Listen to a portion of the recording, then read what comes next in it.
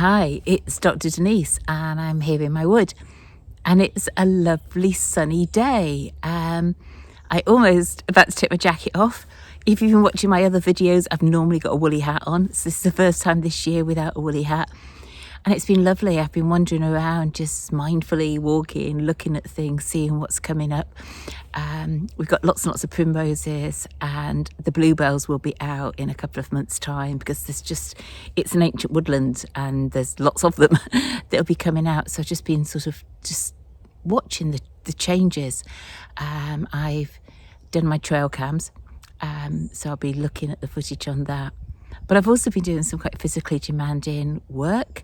I've had a base built, a wooden base. I'd intended to buy a yurt, but my second-hand base I bought is octagonal. And this particular yurt, there's other things you have to do and it needs to be circular.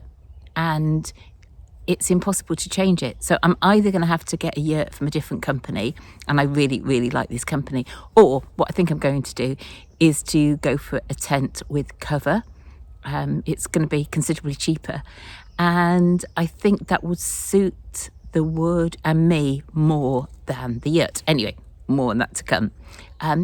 But one of the things when I bought all the material for the yurt base was a load of insulation, and the man who was putting it down saying, you know what, I wouldn't recommend you putting the insulation down because you're not going to get any airflow going through.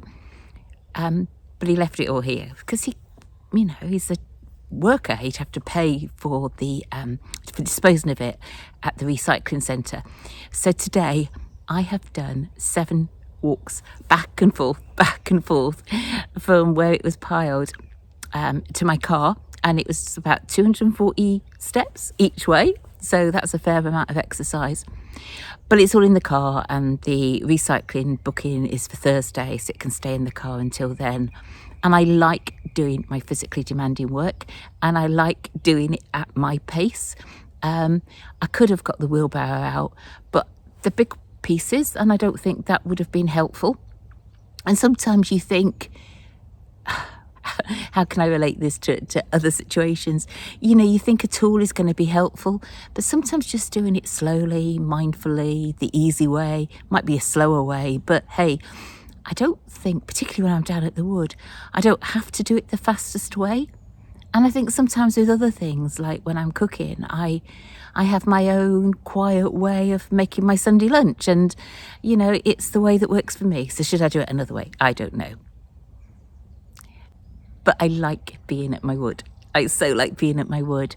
And I'm going to I'm never quite sure actually how long to do these for, because they say, people only like short videos. But I just want to tell you something about my life over the past couple of days.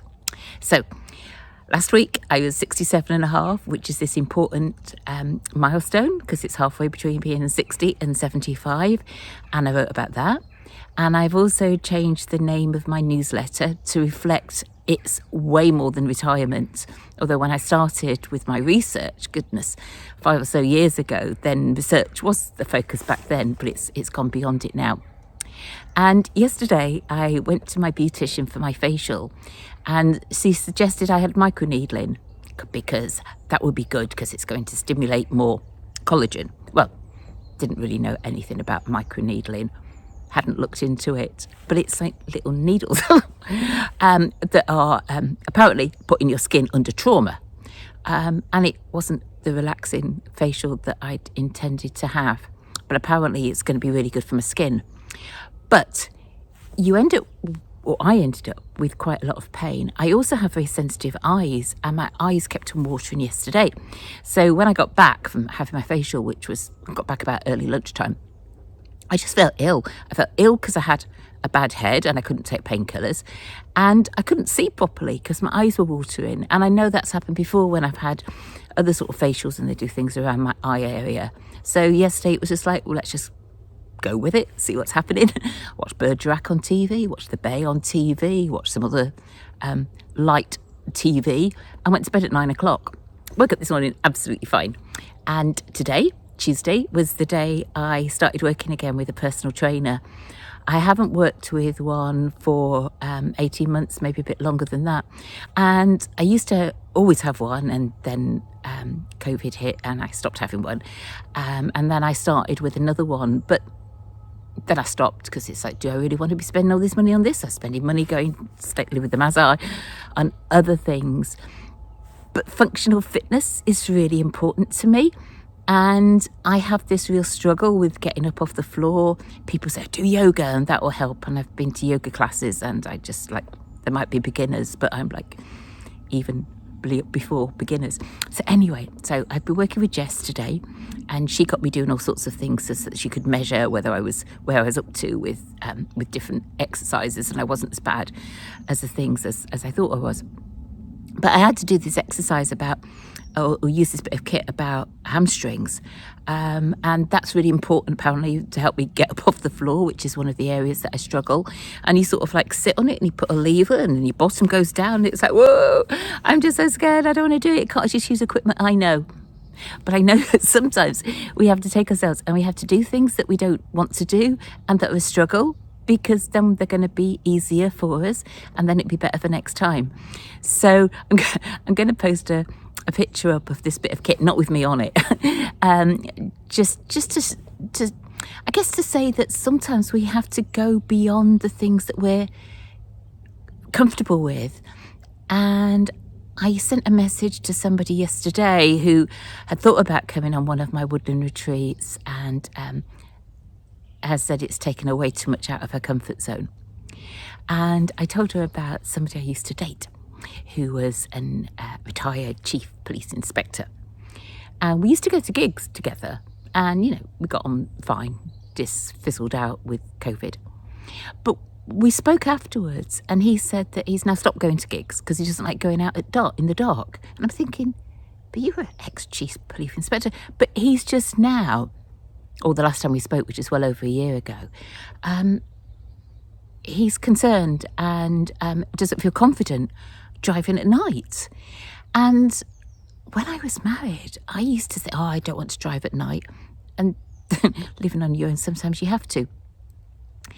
And I think nighttime driving is different, and I've got some special glasses I can wear if there's a lot of glare, and I can take things slower and make sure I know where I'm going and use my sat-nav and stuff like that. But I know I've written about this elsewhere, and I'll try and find the link and pull it with it.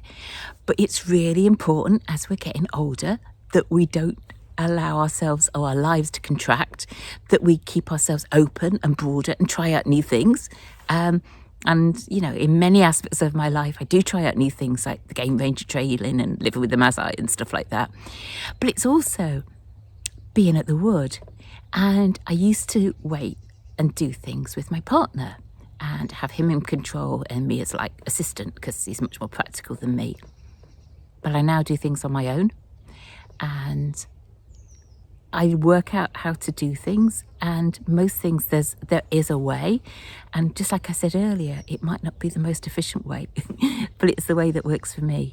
So this is quite a long video compared to what I do, and I'm having a rethink of the whole thing about what I post up on YouTube. And I was reading about how I should do B-rolls and all sorts of different things and keep on putting captions up. But one of the things I want to continue to be is the authentic me. And part of me is the woman who got a doctorate at 64 and who owns a wood. And that's all part of who I am. And being authentically me, being happy with my grey hair. And as I said, I've had this micro needling. But that and facials is about the extent of what I'm going to do about aging. I'm not doing anything beyond that, and I'm not sure about having the microneedling again. Anyway, we shall see. She told me I need a course of 3, but we shall see. I'll need to see how I feel in a couple of days. So wishing you well, and I'll be back at my wood again at the weekend, and I've got plans for what I'm going to do then, and that includes bringing my hammock and just being able to relax and listen to the birds more, because today I've been quite busy. So the next trip must be one where I prioritise resting and well-being. So until next time, it's Dr. Denise from my wood. And my wood, I don't know if I've ever told you, it's called Bluebell wood. When I bought it, it was called buckram wood. And buckram is a plant, although buckram I always remember from sewing classes like 50 odd years ago. Buckram was something they used for stiffening, and buckram meant nothing to me. And it's an ancient woodland, and we have loads of bluebells, and so I decided to call it Bluebell Wood, and I had a sign made up which I put up a few weeks ago, and I'll try and remember to take a picture of that on the way out and post that along with this video. So I hope you've enjoyed it, and I'd love to know what you think about it.